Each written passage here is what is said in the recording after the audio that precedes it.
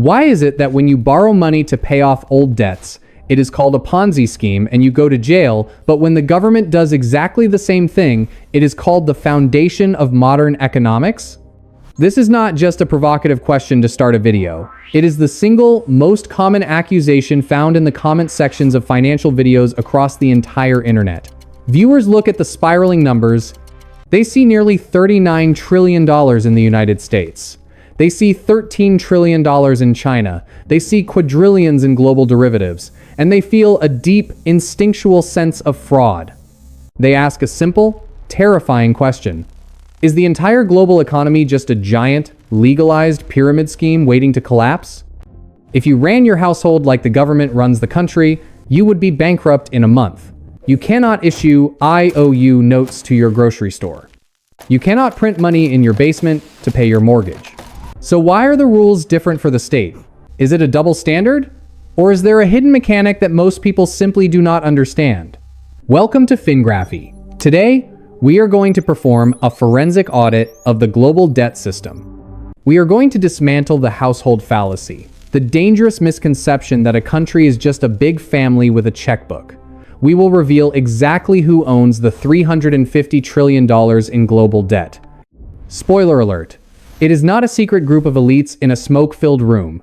It is likely you.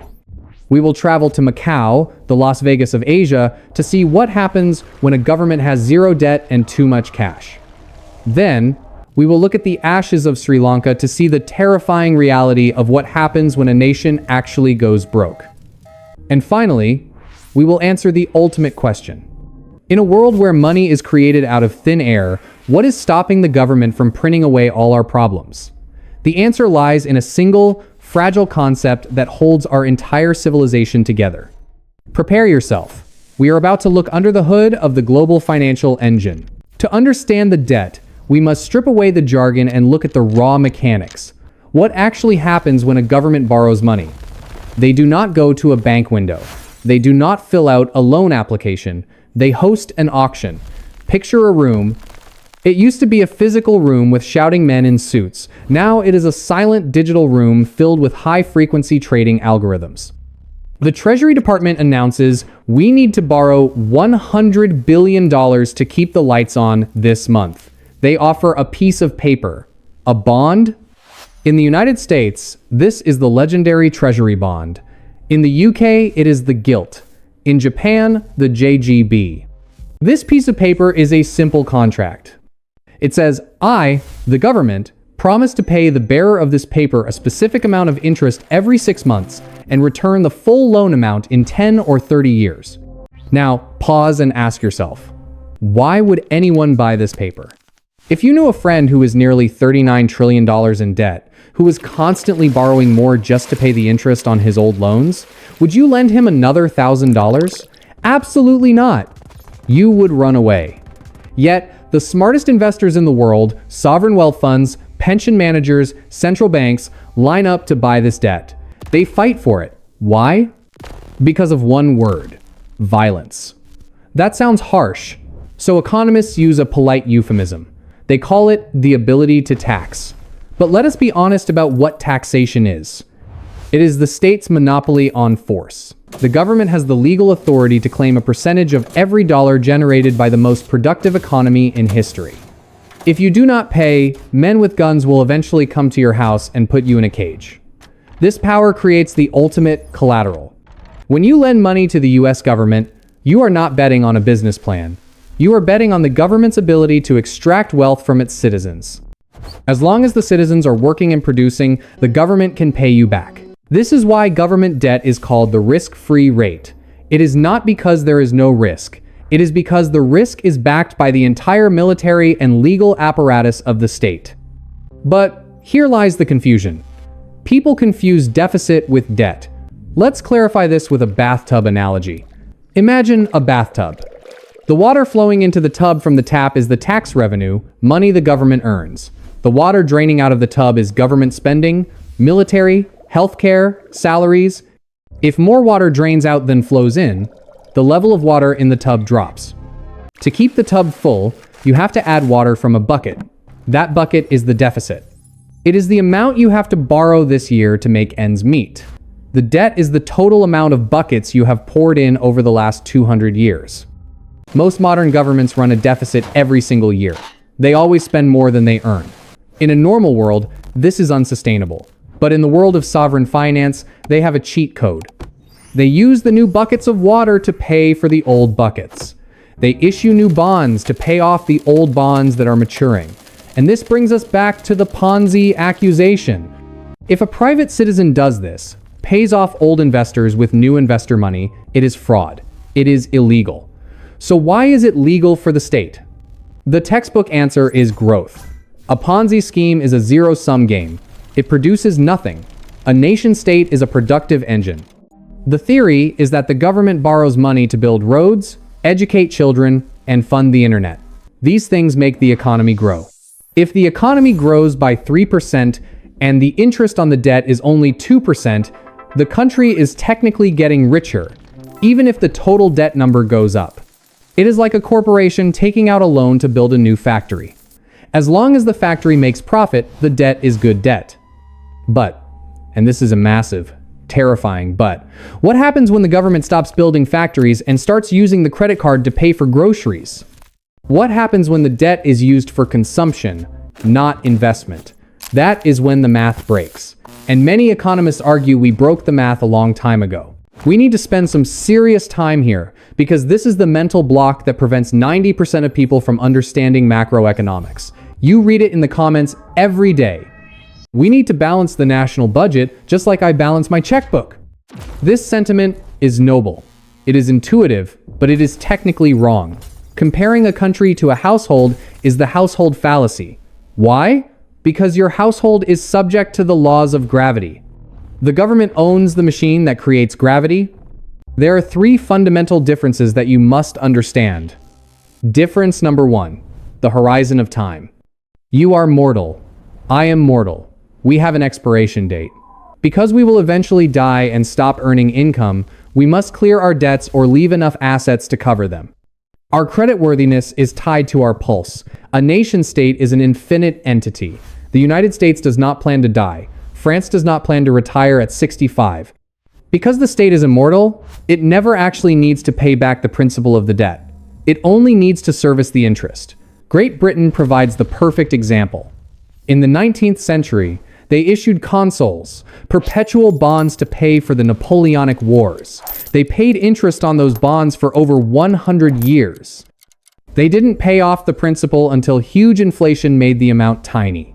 The debt just rolled over generation after generation. Difference number 2, the currency printer. This is the big one. If you sit at your kitchen table and realize you cannot pay your Visa bill, you cannot go to your basement, fire up a laser printer, and print US dollars. That is a crime called counterfeiting. You will go to federal prison. But the United States government is the source of the dollar. The Federal Reserve has a magical keyboard. When the government runs out of money, the Federal Reserve can simply type a number into a computer, say $1 trillion, and voila, the money exists. They use this new digital money to buy the government's bonds. This is not a conspiracy theory. This is exactly what happened in 2008 and in 2020. It is called quantitative easing. Imagine if you could pay your mortgage by writing a note on a napkin that says, "I hereby create money," and the bank accepted it. That is the privilege of a sovereign nation that issues its own currency. Difference number 3, the closed loop.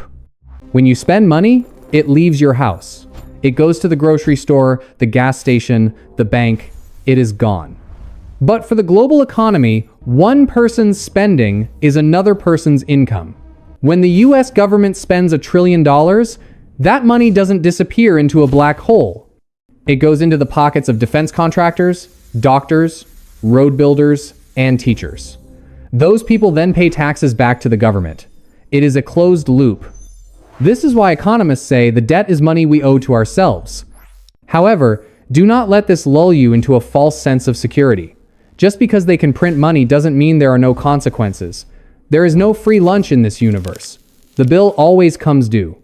If the government prints money to pay its debts, they are diluting the pool of currency. They are not creating wealth, They are debasing the unit of account. The result is inflation. Inflation is the hidden tax. When the price of eggs doubles, or gas hits $5 a gallon, or houses become unaffordable for the middle class, that is the price of the debt. The government didn't raise your income tax, but they took your purchasing power just the same.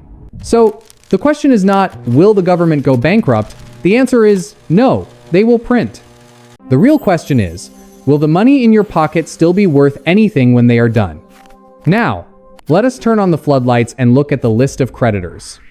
The internet loves a good conspiracy. People want to believe that there is a doctor, evil figure stroking a white cat, holding the bond notes that enslave the world. The Rothschilds, the Illuminati, the globalists. The truth is much more boring and much more uncomfortable. Let's break down the nearly $39 trillion of US debt. Category 1.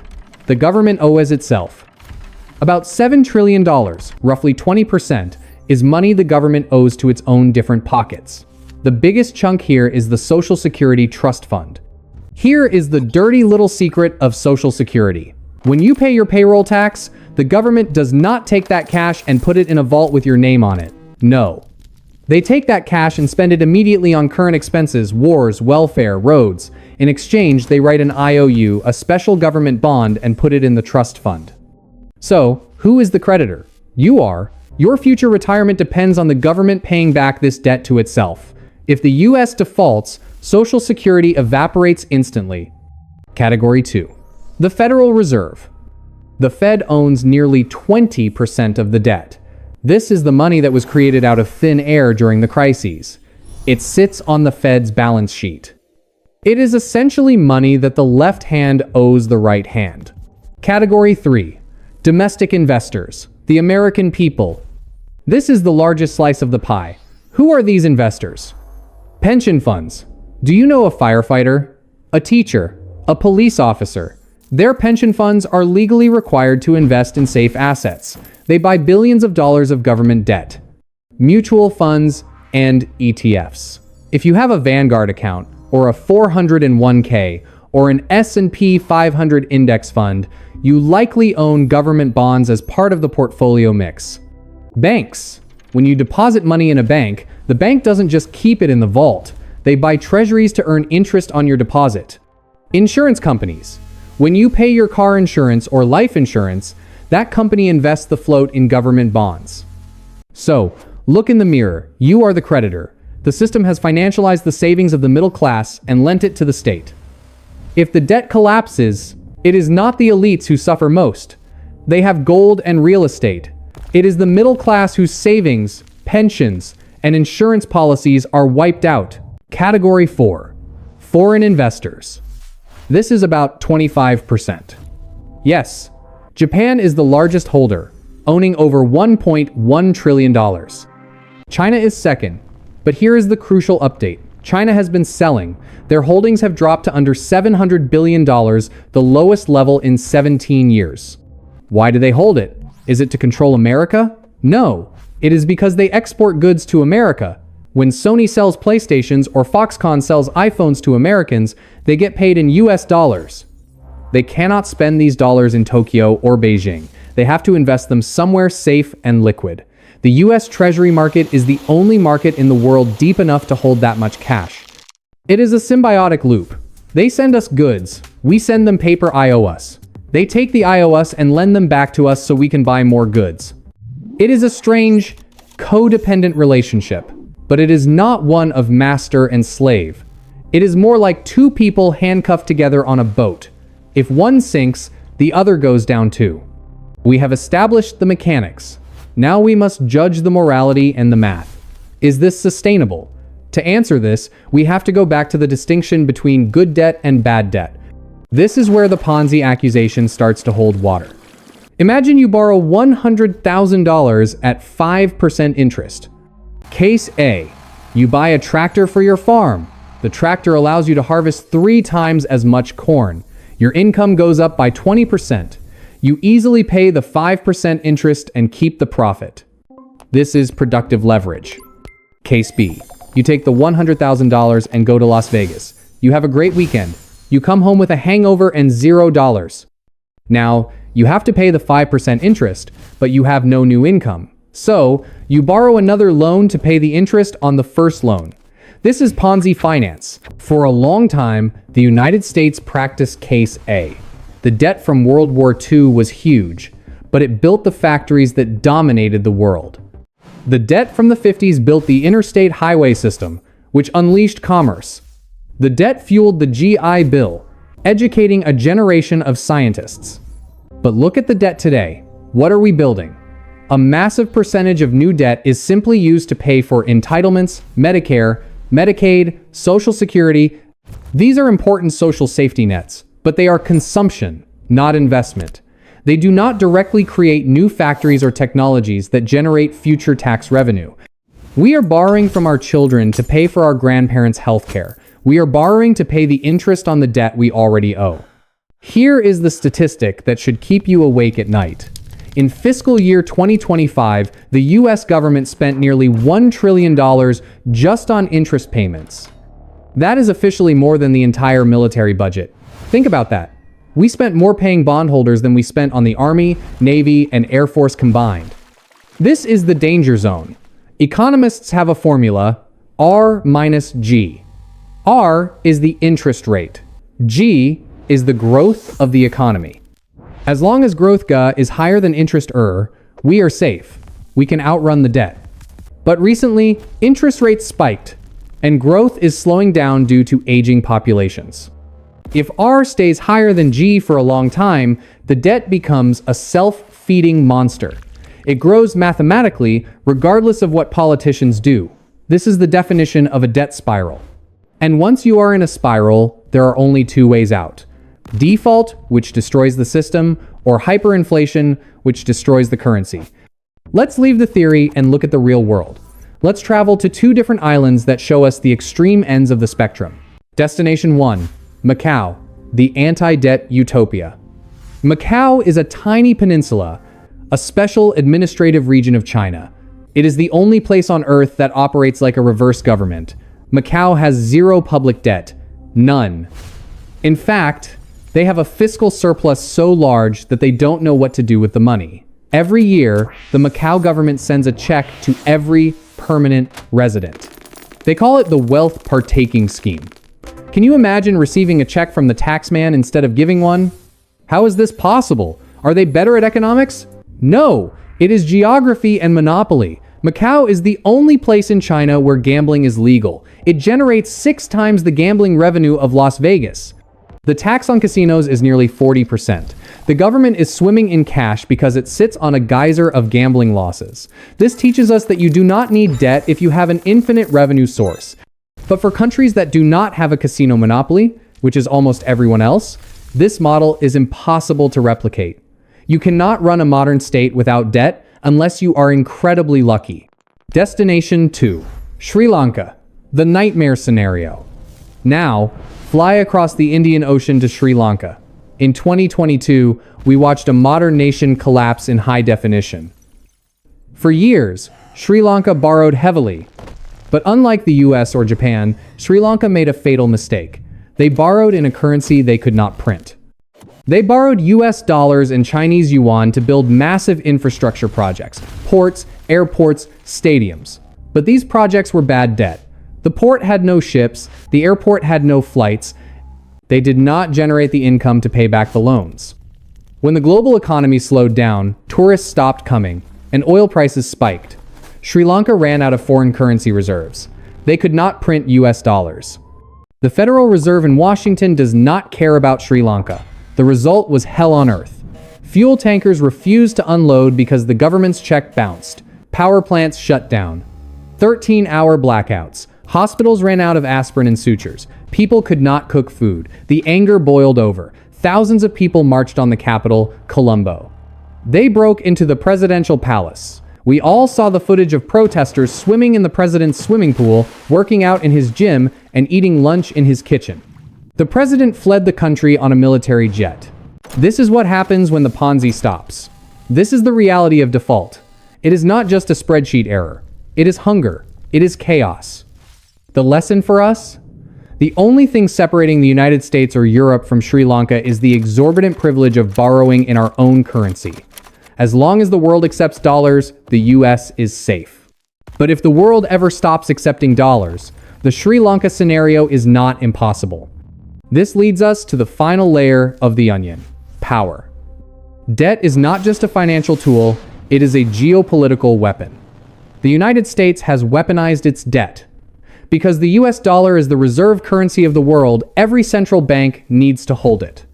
This allows the US to run deficits that would destroy any other nation. We export our inflation to the world.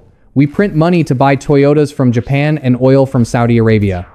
They give us real stuff. We give them green paper. It is the greatest trade deal in history. But in 2022, the US did something that shook the foundation of this trust. After Russia invaded Ukraine, the US and Europe froze the assets of the Russian central bank. $300 billion of Russian savings, poof, frozen. This sent a chill down the spine of every nation that is not a close ally of the US. China looked at this and thought, if we invade Taiwan, our reserves could be frozen too. Saudi Arabia looked at this and thought, if we disagree with American policy, is our money safe? This has triggered a quiet revolution. Central banks are buying gold at the fastest pace in 50 years. They are trying to diversify away from the dollar. They are trying to build a system where they are not dependent on American debt. If this trend continues, if the world decides they no longer want to hold US debt, then the interest rates in America will skyrocket. The household fallacy will stop being a fallacy and start becoming a reality. The US will have to live within its means. And that transition will be painful, chaotic, and historic. So, let's wrap this up. Is the global economy a Ponzi scheme? If you look at it strictly through the lens of accounting, it looks suspiciously like one. We use new debt to pay old debt. The numbers go up forever. The underlying assets are often questionable. But if you look at it through the lens of history, it is something else. It is a confidence game. Money is a shared hallucination. The paper in your wallet has no intrinsic value. You cannot eat it. It is just cotton and linen blend with some green ink. It has value only because we trust that it has value. We trust that the government will be there tomorrow. We trust that the taxman will collect taxes. We trust the system. The debt is a claim on the future energy of the human race. It is a bet that our children will be richer than us. It is a bet that technology will save us. As long as that trust holds, the music plays. The party continues. The government can borrow and spend, but trust is fragile. It takes centuries to build and moments to destroy. What happens if the trust breaks? We don't know. We are in uncharted waters. We are running the biggest economic experiment in the history of our species. We have printed more money in the last 10 years than in the previous 200 years combined. We are testing the limits of math and psychology. So, what should you do? You cannot change the policy of the Federal Reserve. You cannot fix the national debt, but you can fix your own household. Do not fall for the illusion that you can live like the government. You do not have a printing press. Build real assets. Own things that cannot be inflated away. Businesses, skills, real estate, commodities.